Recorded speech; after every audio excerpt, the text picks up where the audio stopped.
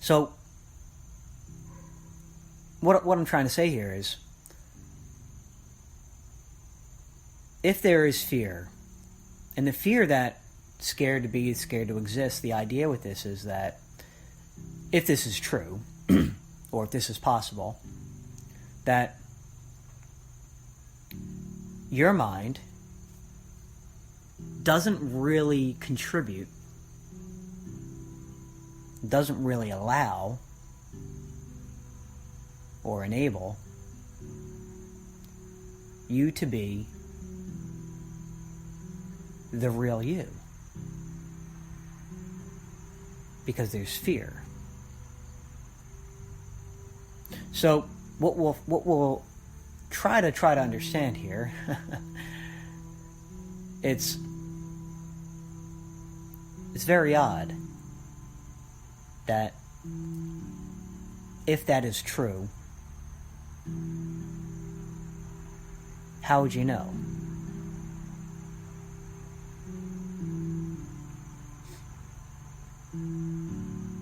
And this is the now, in a way, the confusion or the problem that our mind won't be willing to take on or challenged with, because the very idea of this puts the mind in a predicament, almost like checkmate. In chess, the game of chess, when you're advancing towards your opponent's side of the board, or even on your own side of the board,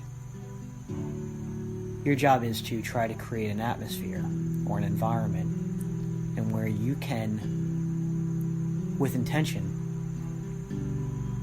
find success and eventually win in the game. And eventually you can put your opponent in a very awkward predicament of being checked. So they have to move, they have to protect, they have to defend.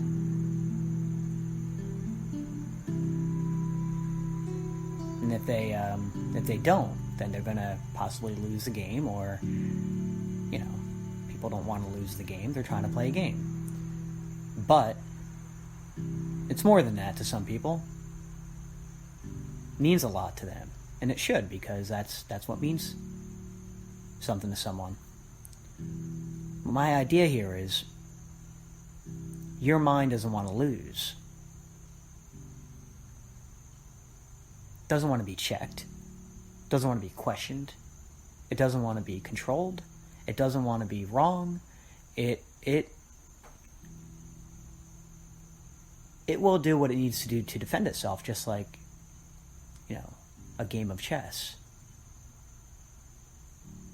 But unfortunately, it's very different than an actual game, because the mind will lie. The mind will manipulate. The mind will try to convince otherwise. The mind will redirect. The mind will alter other possibilities. The mind will create an environment that now doesn't allow itself to be in check.